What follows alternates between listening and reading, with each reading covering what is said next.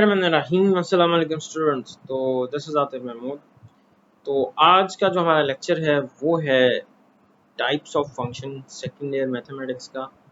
तो आज के लेक्चर में हम क्या पढ़ेंगे? आज के लेक्चर में पढ़ेंगे फंक्शन की टाइप्स कौन कौन सी हैं, तमाम टाइप्स पढ़ेंगे। टाइप्स ऑफ फंक्शन में सबसे पहला फंक्शन होता है अलजेब्रिक फंक्शन।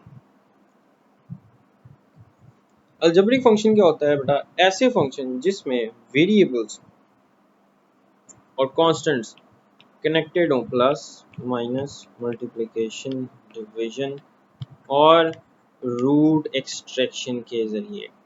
ऐसे जो एक्सप्रेशन होते हैं इनको बोलते हैं हम अलजेब्रिक एक्सप्रेशंस। जैसे एफ ऑफ एक्स है 3x + 5, F of x x के प्लस दिस। इसी तरह मजीद फंक्शंस की एग्जांपल भी हो सकती हैं, जैसे x + 1/x। तो ये भी क्या है? ये भी अलजेब्रिक फंक्शन है। तो अलजेब्रिक फंक्शंस में सारे के सारे इस टाइप के जो फंक्शन होते हैं वो अलजेब्रिक फंक्शन होते हैं। तो अलजेब्रिक फंक्शंस की अब आगे टाइप्स आती हैं। सबसे पहला होता है पॉलिनोमियल फंक्शन। अब पॉलिनोमियल फंक्शन की डेफिनेशन आपको मालूम है, ऐसा फंक्शन जो an x power n an - 1 x की पावर n - 1। तो इस शक्ल का जो भी एक्सप्रेशन होगा, जो भी फंक्शन होगा, इसमें an - 1 ये सारे के सारे क्या होते हैं? रियल नंबर्स होते हैं। और an पे कंडीशन होती है कि ये नॉट इक्वल टू 0 है। और इसमें जो n की वैल्यू होती है, n is always non negative.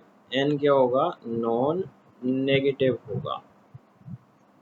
अब नॉन नेगेटिव का मतलब क्या होता है? नॉन नेगेटिव का मतलब होता है 0 और पॉजिटिव इंटीजर्स। मतलब जितने भी होल नंबर्स होते हैं ना, ऐसे नंबर सारे के सारे नॉन नेगेटिव नंबर्स कहलाते हैं। अब मैं इसको एक्सप्लेन करता हूँ। तो ऐसे फंक्शन जिसमें वेरिएबल की हर टर्म में पावर पॉजिटिव हो या 0 हो, नेगेटिव ना हो, ऐसे जो फंक्शंस होते हैं वो पॉलिनोमियल फंक्शन होते हैं। ठीक है, आई होप आपको समझ आ गई होगी। तो ऐसे फंक्शन जिसमें पावर हर टर्म के अंदर पॉजिटिव हो या 0 हो, ऐसे फंक्शन होते हैं पॉलिनोमियल फंक्शंस। इसके बाद आते हैं लीनियर फंक्शंस। लीनियर फंक्शंस क्या होते हैं? लीनियर फंक्शंस क्या होते हैं? If the degree of the polynomial is function is 1, मतलब जिसमें वेरिएबल की मैक्सिमम पावर 1 हो, तो f of x is equal to a x plus b. ऐसे जितने भी फंक्शन होते हैं जिसमें वेरिएबल एक्स की पावर हमेशा 1 हो, कौन से होते हैं? Linear function. जैसे कि ये है 3x + 4 x + 2, these are linear functions. इसके बाद आता है आइडेंटिटी फंक्शन। आइडेंटिटी फंक्शन ऐसा फंक्शन होता है जिसमें हमारे पास x की जो वैल्यू हम x की पुट करें और उसका आंसर भी वही आ जाए, ऐसे फंक्शन को हम बोलते हैं आइडेंटिटी फंक्शन। इसको हम I of x is equal to x, ये होता है हमारा आइडेंटिटी फंक्शन। मतलब f of x is equal to x, और इसको हम डिनोट करते हैं कैपिटल I से। मतलब x की कोई भी वैल्यू पुट करें, उसका आंसर वही आ जाए। फॉर एग्जांपल f of 2 पे क्या आंसर आ जाए? 2। f of 3 पुट करें तो उसका आंसर आ जाए 3। तो ऐसे फंक्शंस कौन से फंक्शन होते हैं? f of x equal to x, ये आइडेंटिटी फंक्शन होते हैं। Constant functions. कांस्टेंट फंक्शंस ऐसे फंक्शंस जिसमें x की तमाम वैल्यूज पे एक ही वैल्यू आंसर आए, एक ही नंबर आंसर आए, that is c of x is equal to a। तो ऐसे फंक्शंस को हम बोलते हैं कांस्टेंट फंक्शन। जैसे कि नंबर जितने भी होते हैं ना, ये सारे कांस्टेंट फंक्शन होते हैं। जैसे c of x is equal to 2, ये कांस्टेंट फंक्शन है। इसी तरह आपको पता है रैशनल फंक्शंस कौन से होते हैं? ऐसे फंक्शंस जो p of x over q of x की फॉर्म में लिखे जा सके। p of x q of x polynomials होती हैं और q of x is not equal to 0, ऐसे फंक्शन को बोलते हैं रैशनल फंक्शंस। ठीक है जी। जैसे कि एग्जांपल देख लें, x² + 1 ओवर x + 1। तो ऐसे फंक्शन जिसमें ऊपर भी पॉलिनोमियल हो, नीचे भी पॉलिनोमियल हो, फ्रैक्शन की रैशनल फंक्शंस कहलाते हैं। Exponential function. एक्सपोनेंशियल का मतलब एक्सपोनेंट में वेरिएबल आ जाए। A function in which the variable appears as the exponent or power is called an exponential function। ठीक है, तो ऐसा फंक्शन जिसमें वेरिएबल पावर में चला जाए, ऐसे फंक्शन को एक्सपोनेंशियल फंक्शन कहते हैं। इसके बाद आ जाएंगे लॉगरिथमिक फंक्शंस। लॉगरिथमिक फंक्शन पता है, अगर x = a की पावर y तो y is equal to log x, तो ऐसे फंक्शंस कहलाते हैं लॉगरिथमिक फंक्शन। अब लॉग आपको पता है दो तरह के होते हैं, एक लॉग होता है जिसकी बेस 10 होती है, इसको बोलते हैं कॉमन लॉगरिथम। एक लॉग होता है जिसकी बेस e होती है, इसको बोलते हैं नेचुरल लॉगरिथम। तो नेचुरल लॉगरिथम को हम लिखते हैं natural log ln of x। इसके बाद ये अब सबसे इम्पोर्टेंट फंक्शंस, ये अब आपने डेफिनेशन इसकी याद करनी है। हाइपरबोलिक फंक्शंस कौन से होते हैं, तो इसके आपने ये फॉर्मूलाज ही याद करने हैं। तो इसको हम साइन हाइपरबोलिक x से रिप्रेजेंट करते हैं हाइपरबोलिक फंक्शंस को। ये ट्रिग्नोमेट्रिक फंक्शंस की तरह के ही हैं तकरीबन सारे। तो साइन हाइपरबोलिक x किसके इक्वल होता है 1/2 e की पावर x माइनस e की पावर x/2। ठीक है, इसमें डोमेन और रेंज दोनों रियल नंबर होती है। इसी तरह कॉस हाइपरबोलिक x क्या होता है e की पावर x प्लस e की पावर माइनस x/2। इसी तरह बाकी के trigonometric functions, tan hyperbolic x क्या होता है, ये होता है साइन ओवर कॉस, तो e की पावर x माइनस e की पावर माइनस x/this। इसी तरह tan का रेसिप्रोकल हो जाएगा cot सीकेंड, cos का रेसिप्रोकल होता है, ये होता है 2/e की पावर x और कोसीकेंड, ये होता है हमारे हाइपरबोलिक फंक्शंस। इसके बाद आते हैं इनवर्स हाइपरबोलिक फंक्शंस। अब इनवर्स हाइपरबोलिक फंक्शंस के भी आपने फॉर्मूलाज याद करने हैं। तो साइन हाइपरबोलिक इनवर्स ये इक्वल होता है natural log of x plus x square plus 1 का, और यहाँ पे फॉर ऑल x, ये तमाम x के लिए ये नेचुरल नंबर रियल नंबर्स होते हैं, all x are real numbers. इसी तरह cos हाइपरबोलिक इनवर्स x, इसमें सिर्फ यहाँ पे प्लस था तो यहाँ पे माइनस आ जाएगा। ठीक है, तो ये कहलाता है cos हाइपरबोलिक इनवर्स। तो यहाँ पे याद रखने x is greater equal to 1 होगा, बिकॉज अगर x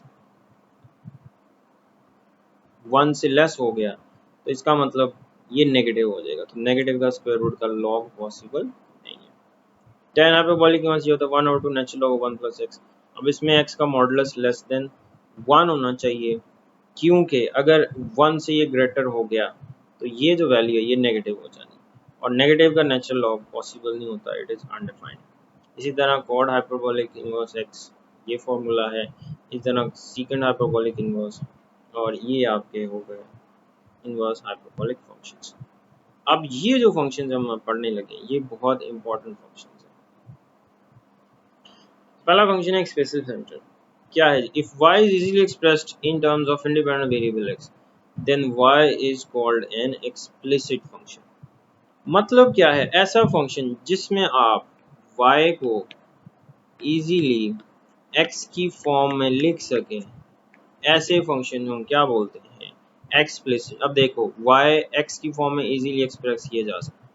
इसी तरह ये एक फंक्शन है मेरे पास, ये भी क्या है, ये भी एक एक्सप्लिसिट फंक्शन जिसमें y की वैल्यू x की शक्ल में इजीली फाइंड की जा सके। इसी तरह implicit function, implicit function, if x and y are so mixed up that y cannot be expressed in terms of the independent variable x, then y is called an implicit function of x।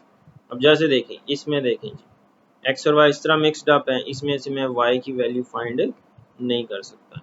इसी तरह ये function है, इसमें से भी मैं y की value independently of x find नहीं कर सकता, और सिंबॉलिकली हम इसको ऐसे लिखते हैं f of x y is equal to 0। ठीक है, उसके बाद आते हैं पैरामीट्रिक फंक्शन। पैरामीट्रिक फंक्शंस क्या होते हैं, sometimes a curve is described by both x and y as a function of third variable t or theta, which is called a parameter।